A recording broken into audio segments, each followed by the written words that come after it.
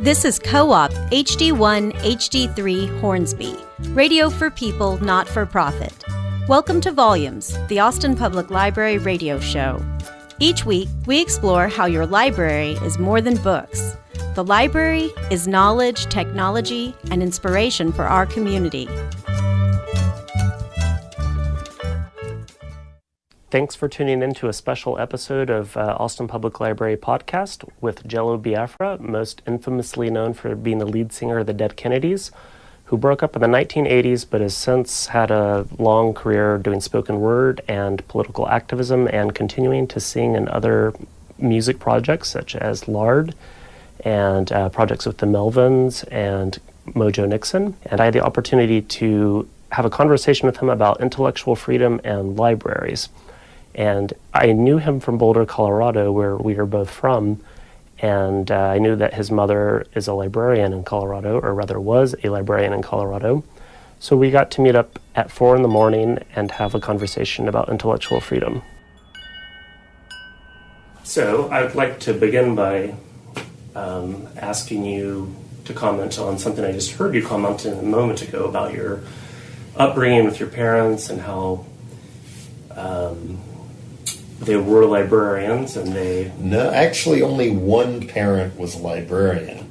My mother was head of interlibrary loan at the University of Colorado, and my father was a psychiatric social worker who had a variety of different kinds of jobs in that field when I was growing up. And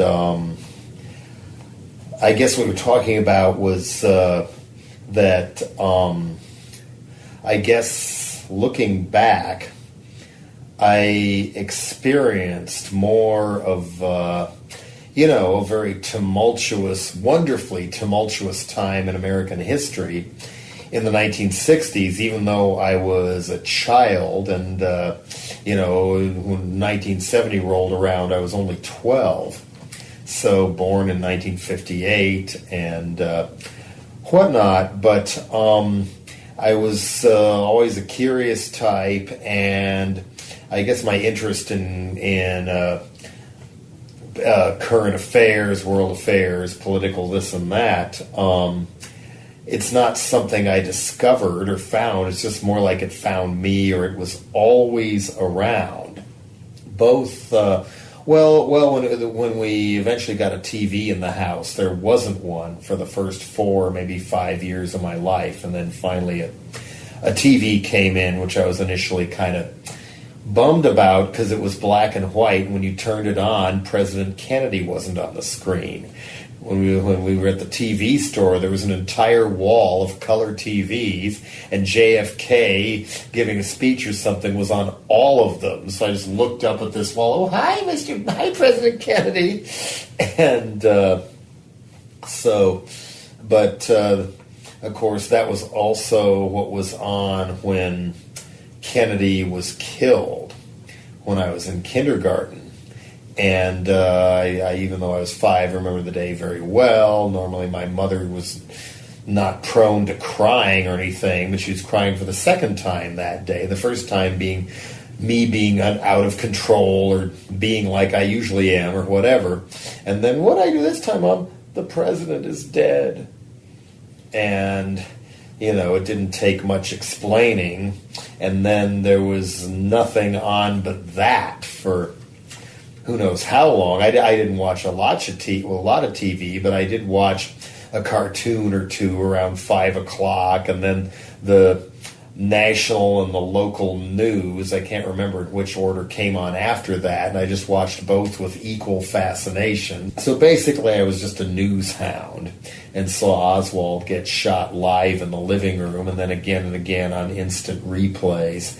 And of course the flag-draped coffin just lingered on the screen for days as people slowly filed past to say goodbye. And I realized it was a very sad, heavy moment and wondered if cartoons would ever come back.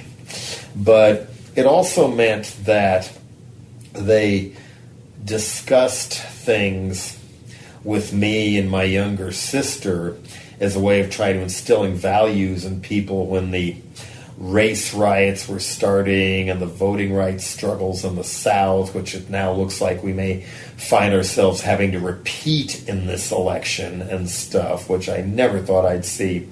But, you see black people being hosed and getting dogs sicked on them. And my mother, the librarian, just saying, I don't understand why somebody would hate somebody else for the color of their skin. And that kind of stuck with me. There was just no reason for that. Why? I am grateful that my parents chose not to hide the world from me. Even the bloody footage of what war really is going on in Vietnam, like they would never show today. They didn't change the channel to something nicer or whatever. They would discuss it. And so I had very strong views from a very early age about war and civil rights and human rights and the environment. It was called conservation then. People were just engaged.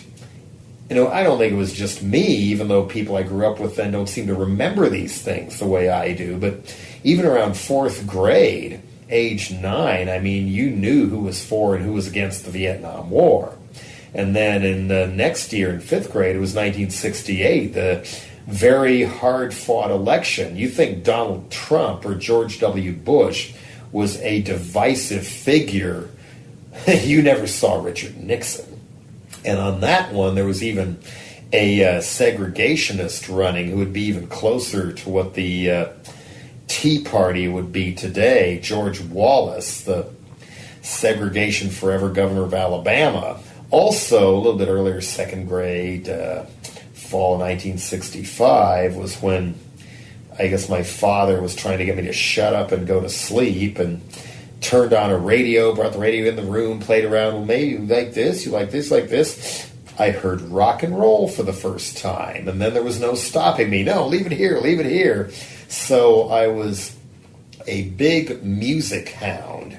Even as a 7-year-old, I couldn't collect vinyl then. They wouldn't let me have a record player, let alone buy records, or even have an allowance. But I collected it all in my head and remembered what songs I liked, wondered when I would get to hear them again, why did I have to listen to this other stuff in order to hear that, etc. So I was very passionate. I'm very grateful I got to be as aware as I was and experience all the cool stuff and the other stuff that went on in the 60s, as so this very, very much a part of me, and got both the events and the political stuff and the music all at once, because of course by the late 60s it was all connected.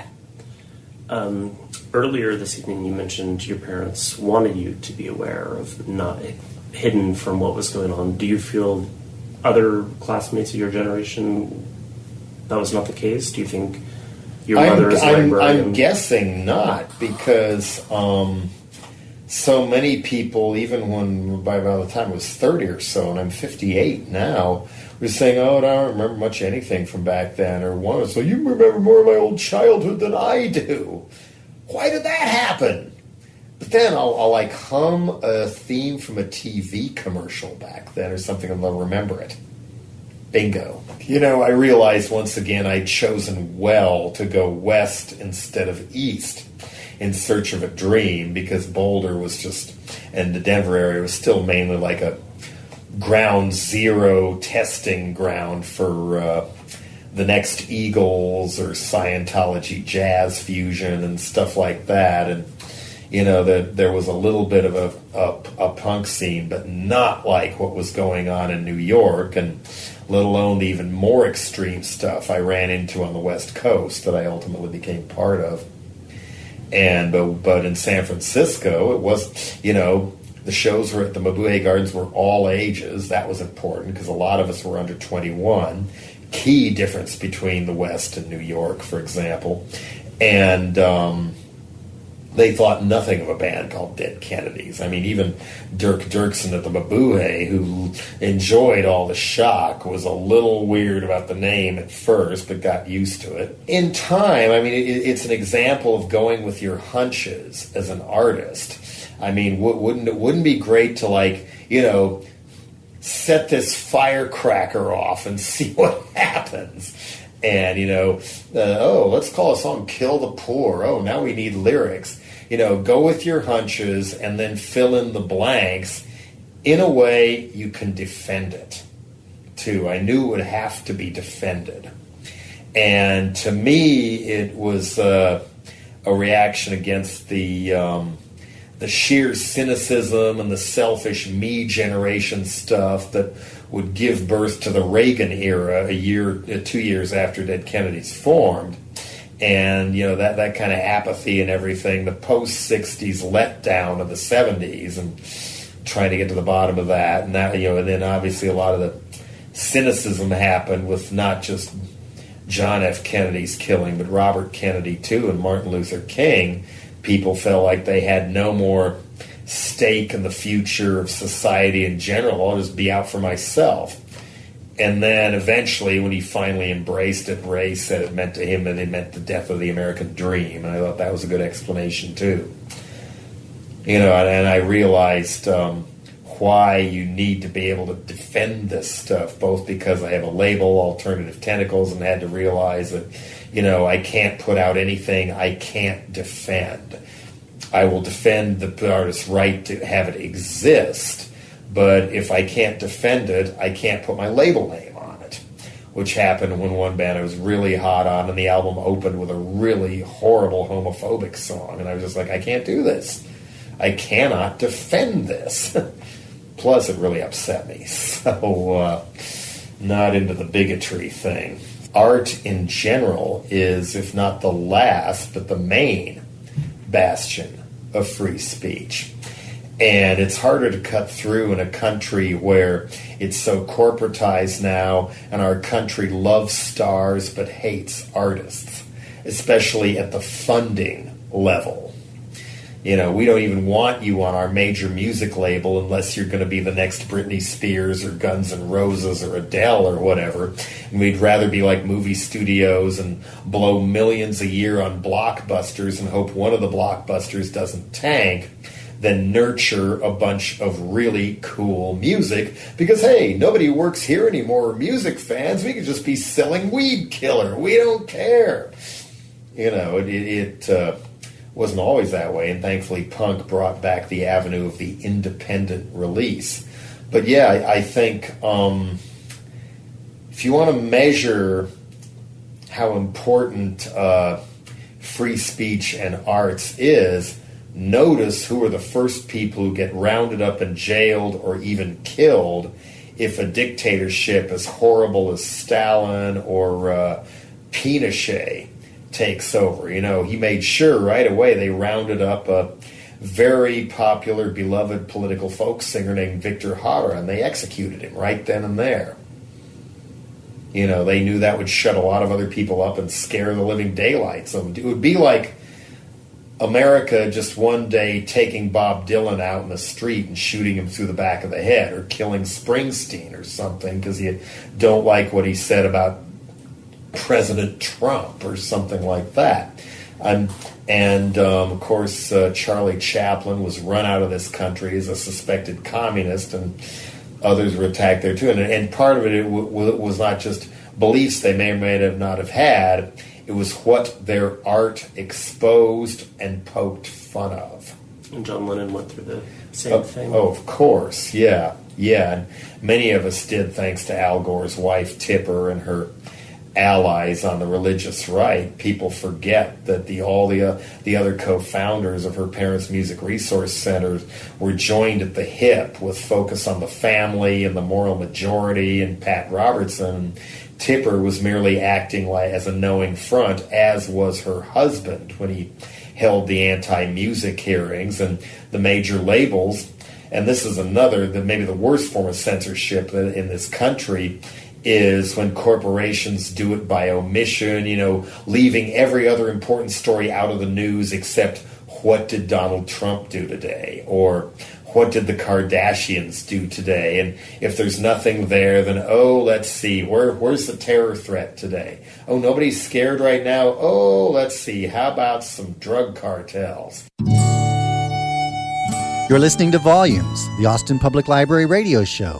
on CoOp 91.7 FM and CoOp.org. Radio for people, not for profit.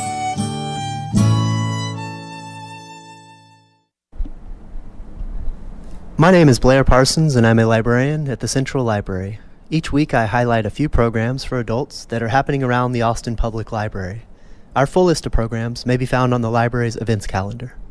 Thursday evening, December 21st, the Hampton branch at Oak Hill will host a family astronomy program called Reading the Stars.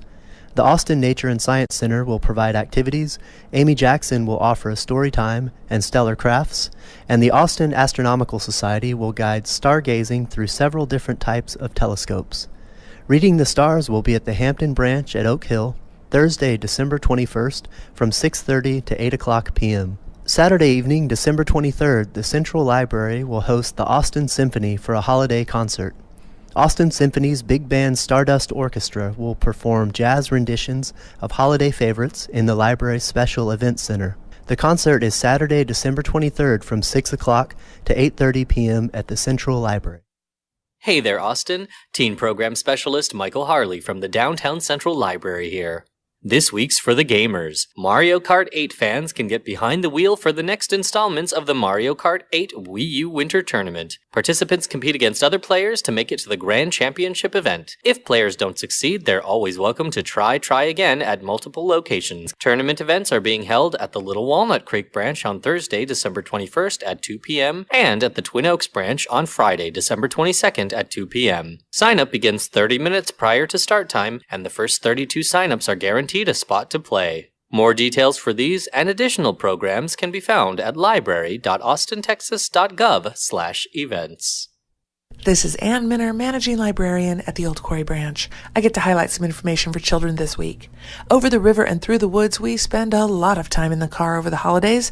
One way to pass the time is to listen to a book together. Here are a few of the advantages of listening to audiobooks. 1. Audiobooks help develop listening skills and quiet concentration. 2. Listening to a book while traveling helps extend your literacy time. 3. A skilled narrator can bring out the humor of the book with expert timing and tone. 4. Many authors, such as Charles Dickens, were written to be read aloud. In fact, listening to Dickens books may be more authentic than reading them. And finally, 5. Audiobooks teach listeners how to hold people's attention when telling a story, which is an important skill for life. What better way to enjoy the ride together than with a good story and some quality time spent listening and laughing? Audiobooks in various forms are in the library catalog at library.austintexas.gov. Downloadable audiobooks are available at library.austintexas.gov/virtual.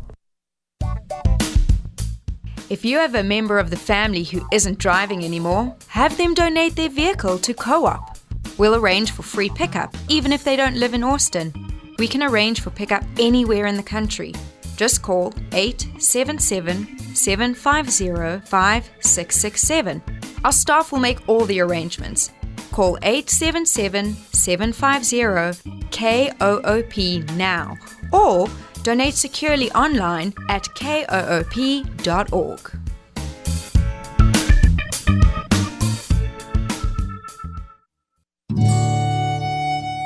You're listening to Volumes, the Austin Public Library radio show on CoOp 91.7 FM and CoOp.org. Radio for people, not for profit.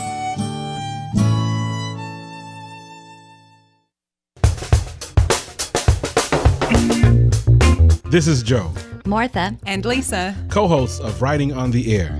Do you like to read? Do you like to write? We do too, and we love bringing you the best authors and other creative types from Texas and beyond. Listen to Writing on the Air every Wednesday at 6 p.m. Central Time. Voted Best Book Discussion in the Austin Chronicle's 2015 Best of Austin. Wednesday at 6 o'clock p.m. on 91.7 FM or koop.org.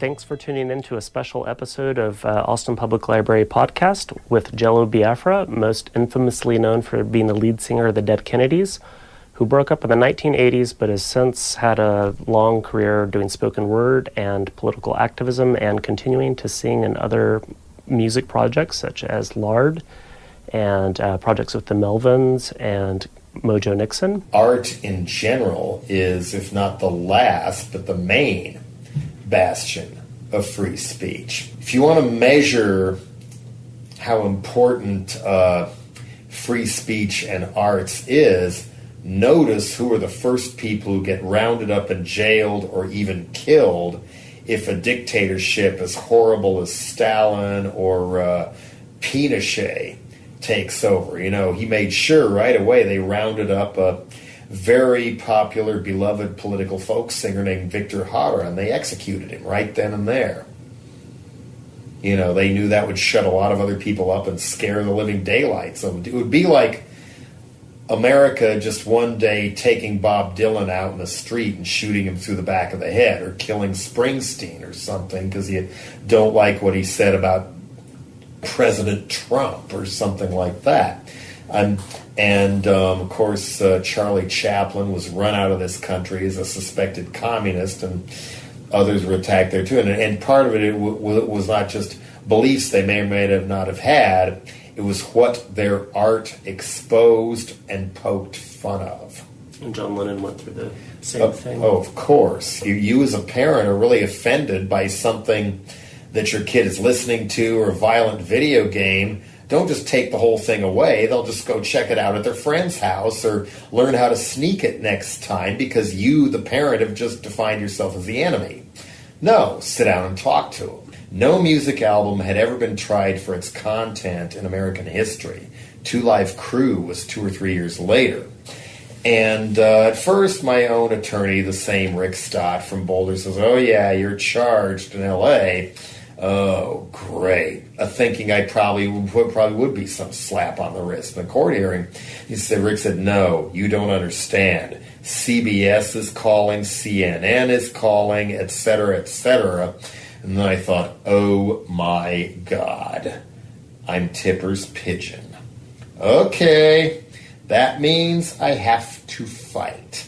Who knows, maybe if he hadn't publicized it so much and done it under the radar, like the attacks on John Waters and Guar and others over the years and Patti Smith, well, maybe there just would have been a quick slap on the wrist. But I knew the ramifications, and luckily I had a roommate at the time who had been doing an expose on Tipper and the Parents Music Resource Center, so I was armed with a lot of knowledge, plus my own experiences with the religious right and realizing what the real agenda was here.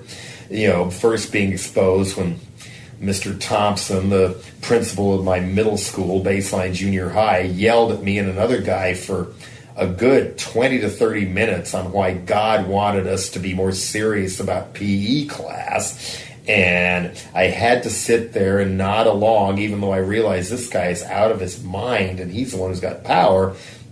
And then my friend John Greenway, the one who wrote the original lyrics to California Uber Alice and stuff that I grew up with, we were, imagine Beavis and Butthead with brains. That was us. But he found these little religious comic books that are called tracts, published by Chick Publications.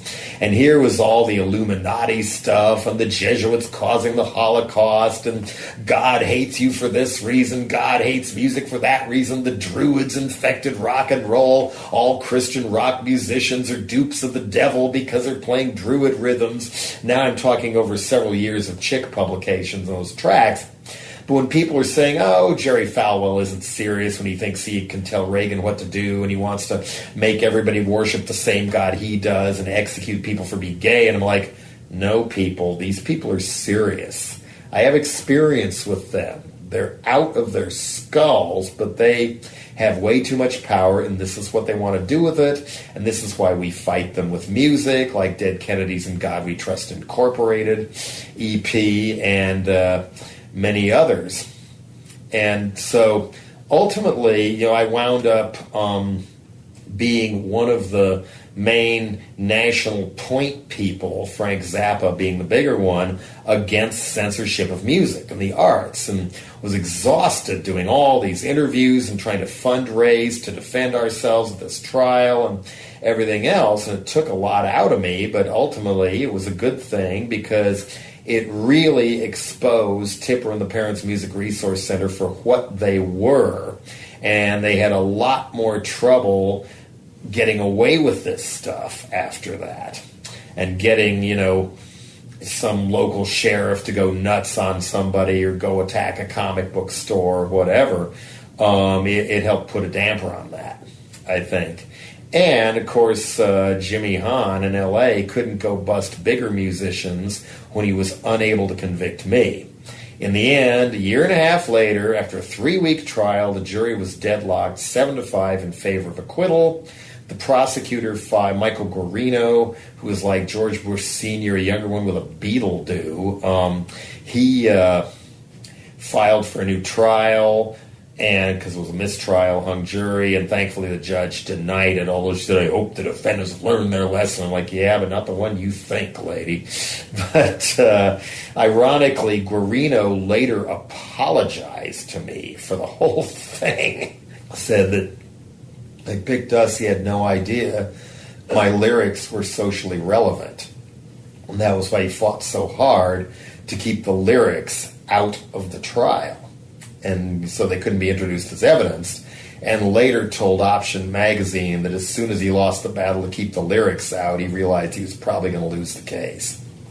Well, actually, I didn't know that, and that's interesting because, for example, challenging a book in the library, you're supposed to look at the book as a whole, not just the thing that's a problem. So I didn't realize that they couldn't look at your lyrics as part of the whole. Well, they were able to. They wanted to just restrict it to H.R. Giger's art, and they were hoping to charge him, but he was in Switzerland, so that wasn't going to work. So they tried to see, it was a law called Distribution of Harmful Matter, which had never been used before. It was recently passed, aimed at the porn industry, but I don't think they ever used it again. And they wanted to see, okay, who can we convict under this law?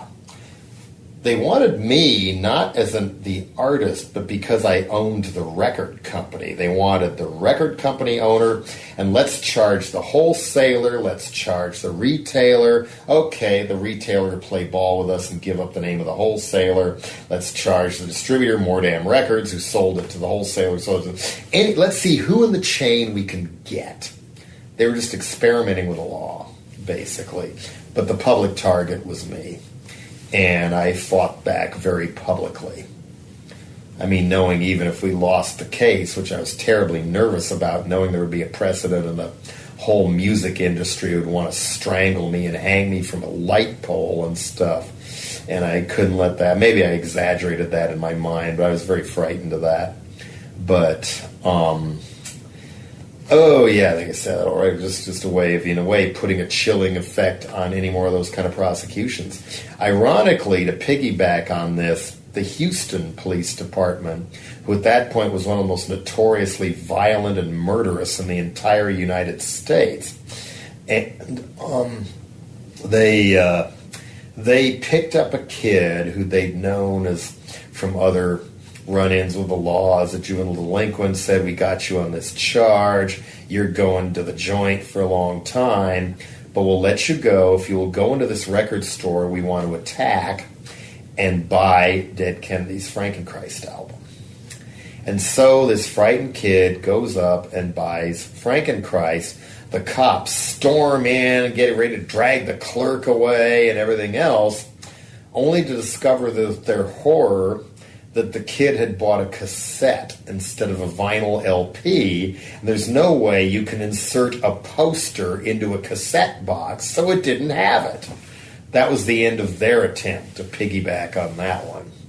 So there was a lot of weird comic relief, and there were silver linings, like getting to meet and spend time with Frank Zappa, which I will always treasure. And he told me at the beginning, after he heard about the charges, he found my number and called me and said, remember, you are the victim, not the teenage girl who bought the record. You're the victim. And whatever you do, do it with dignity. And that was very good advice that I've passed on to other artists who find themselves facing criminal charges on something that shouldn't be criminal charges. You know, do it with dignity. Those are good words to end on. All right. Thank you. Thanks for listening to Volumes, the Austin Public Library radio show. Special thanks to our producer, DJ Harris, and to the musicians who composed and performed our original theme song, Andrew Noble on violin, Kirk Duvall on guitar, and Mike Wheat on percussion. And thanks to you, our listeners. Volumes, the Austin Public Library radio show, airs Wednesday afternoons at 2:30 on CoOp 91.7 FM and koop.org. If you catch us mid-show, full episodes and other details can be found at library.austintexas.gov/volumes.